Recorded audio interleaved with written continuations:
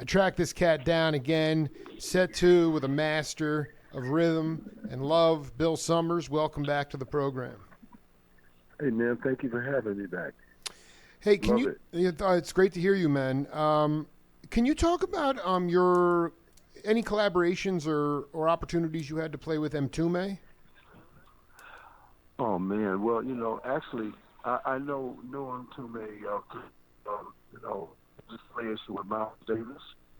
And, we only met, actually, and hung out a lot because Herbie and the Headhunters toured with Miles on a very interesting tour. I think that was in the late 70s. And, of course, we crossed paths many times. We had occasionally had a chance to sit in with one another and play, but that's about it. Did you consider, or, I mean, did you respect his point of view, like where he was coming from? He and I was curious. Oh, sure, man. Well, you know what it is? He He said that he was influenced by trap drummers, and I was wondering if you were Right. influenced by trap drummers. Well, of course, to some degree, but more by other percussionists, that were masters. The Cuban guys like my godfather, shout out Esteban Big and Daquel, Lodeo Shunde, my talented people. Different African drummers like Michael Olatunji and Maji Kamara and Richie Landrum and Sonny Morgan and people like that. But he was more included. He wasn't a traditional player, He didn't study traditional African music or Cuban or Haitian or Brazilian. And I studied ethnomusicologist, so my emphasis was on African and African-derived music forms. And I think he was more into, American rhythms as they were. Yeah, no. I mean, his dad was Jimmy Heath. He was bebopper. Oh yeah, come on, man. The Heath brothers were extremely influential in that aspect of music in America. So yeah, he came from royalty. So, and plus he was a great producer. He not only was a player, but he had other skills. He certainly did. Was. He was able to retire in '99.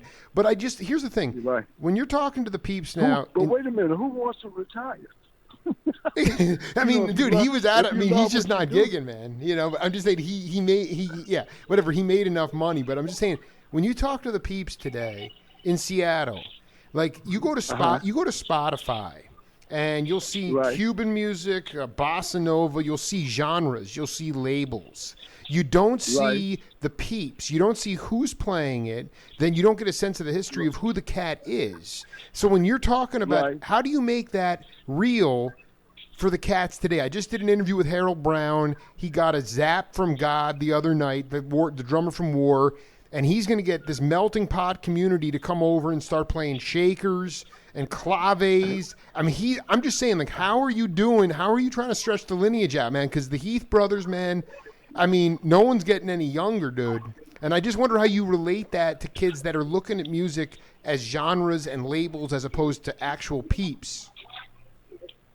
Well, man, you got to it's not an effort that we have to make a concerted effort to try to keep the shit alive. It's kind of fueled on the fact that tradition is always going to be supreme. It's just like with classical music. You're not going to get Bach didn't go anywhere. Beethoven didn't go anywhere. So traditional African, Haitian, Brazilian drumming, Airto, and people like him and Dal Ramal and Nana Vasconcelos and Chonguito and T. Roro, and these are names like Michael Olatunji. Their music is always going to survive because it comes from a tradition that's thousands of years old. So it's not a matter of pushing it with the kids, it's exposing them to it.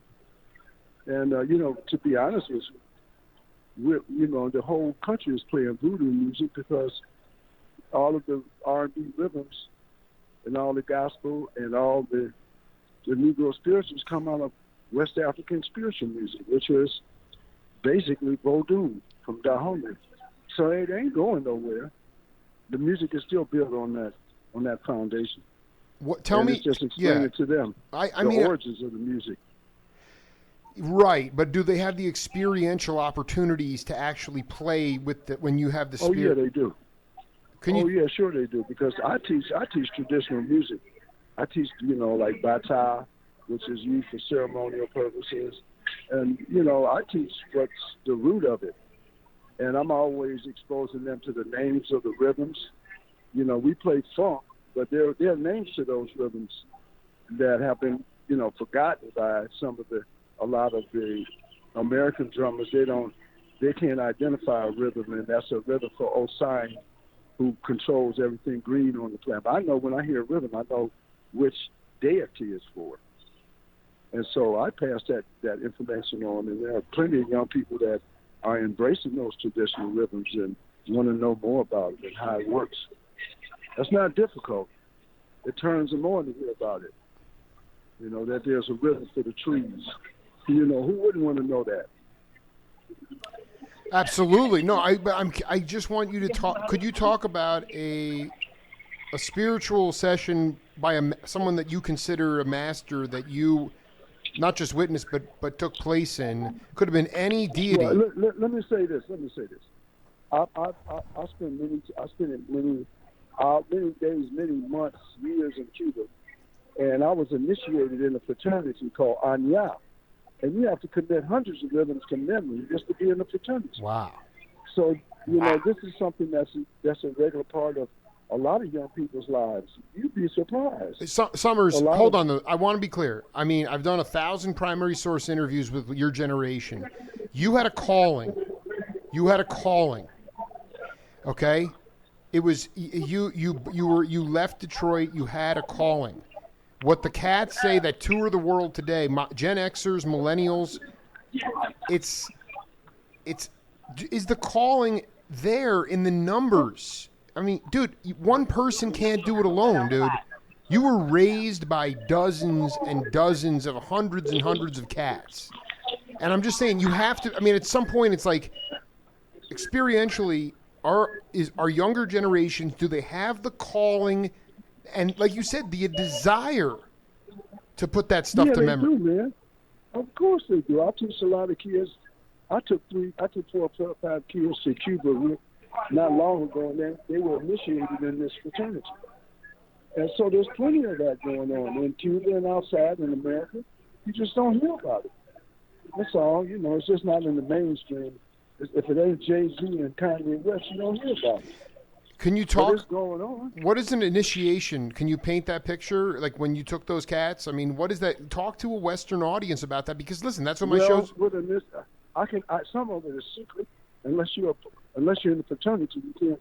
There's certain things you can't talk about. But what can they take from that? What can they take from that and put it back into their real life? Well, let me tell you what it is. It's a rite of passage. You're initiated into a fraternity, so you have an initiation rites that are secret that you go through, that you're sworn to secrecy, not to divulge into, because it's a fraternity, just like any other fraternity. But there are 2 African fraternities in the New World that survived the Atlantic slave trade, which was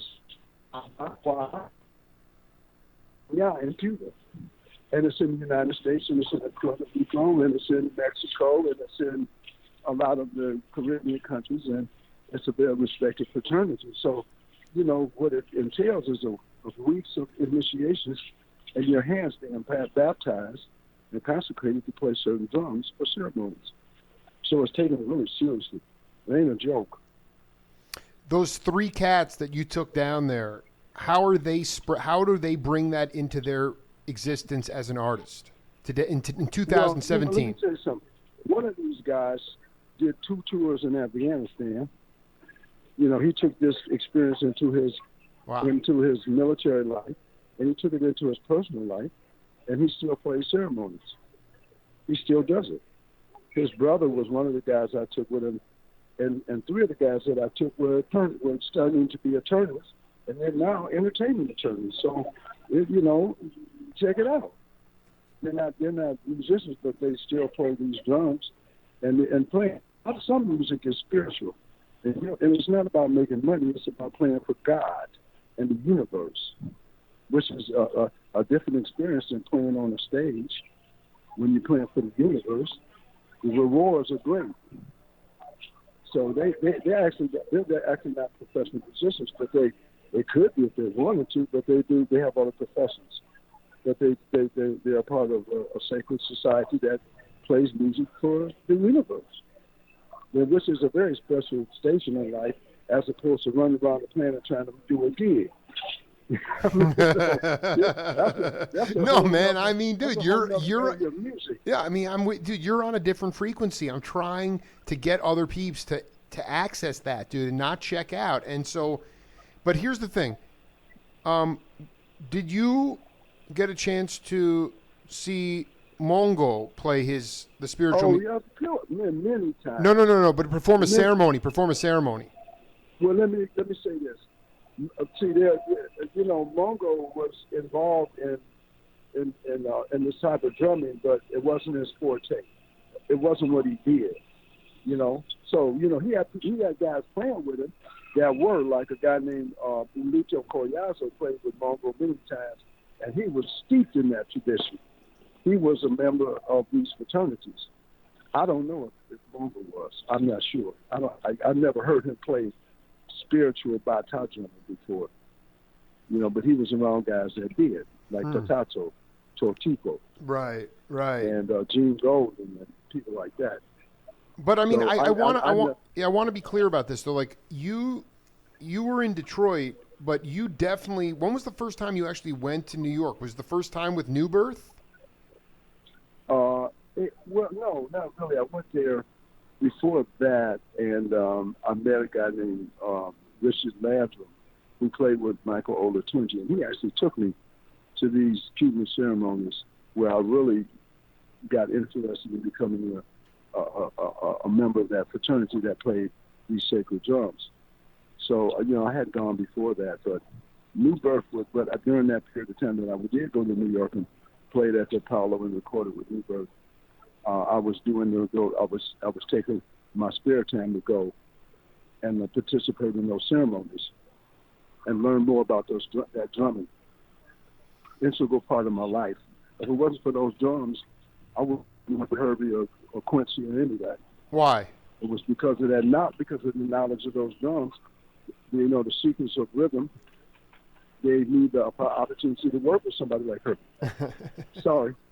Yeah, I'm getting on the plane and I'm like battling to get to my seat. Dude, I can't believe you've been rocking this out this long. Dude, we just getting cooking, man. You're gonna peace out?